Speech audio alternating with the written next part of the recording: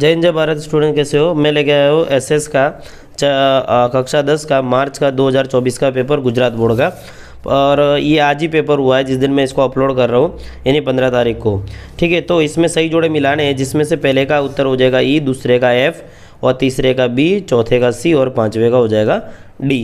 ठीक है, पाँचवें का हो जाएगा डी और चौथे का हो जाएगा सी। बाकी हो सकता है वही ने जिसने भरा वो रॉन्ग भरा हो।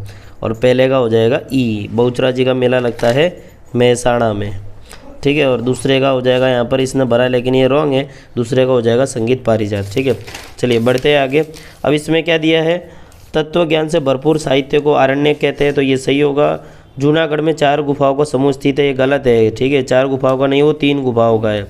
सरकार ने आवश्यक चीज़ वस्तु धारा 1977 में अमल में लाई, ये भी गलत है। सरस्वती सबला योजना के अंतर्गत कन्याओं को बिना मूल्य साइकिल दी जाती है, ये भी रॉन्ग में आ जाएगा।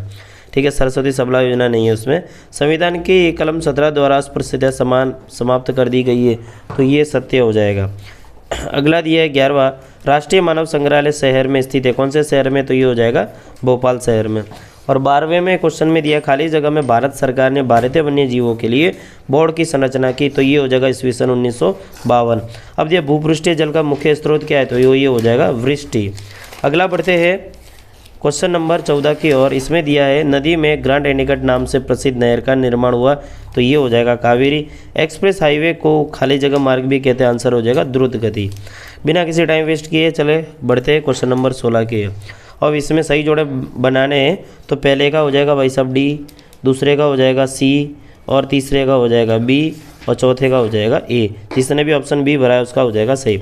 अच्छा, 17वें में दिया है, निम्नलिखित बहुउद्देशीय योजनाओं को उनके स्थान के आधार पर दक्षिण दिशा से उत्तर दिशा की तरफ रखने पर कौन सा विकल्प सही होगा? तो नागार्जुन सागर, नर्मदा, चंबल और भाखड़ा नंगल, ऑप्शन डी इसमें हो जाएगा सही। अगला आ रहा है, भारत में लगभग कितने प्रतिशत जल सिंचाई के लिए उपयोग में आता है? तो आंसर होगा 84%। अगला है, उत्पादन के तीनों साधनों को योजनापूर्वक जोड़ने के कार्य को क्या कहा जाता है? तो उसको हम कहते हैं नियोजन। ओके, और ये नियोजक जो व्यक्ति होता है वही करता है। किस पद्धति को मुक्त अर्थतंत्र कहते हैं? तो ये हो जाएगा बाजार पद्धति को। अगला दिया है, भारत को कुल कितने किलोमीटर समुद्र किनारा मिला? तो 7516 भी है, और एक जगह लिखा है वो 7517 भी हो सकता है, तो जिसने ये लिखा वो भी सही है और ये भी सही है। गुजरात में 12 महीने खुला रहने वाला बंदरगाह कौन सा है? तो वो हो जाएगा पोरबंदर।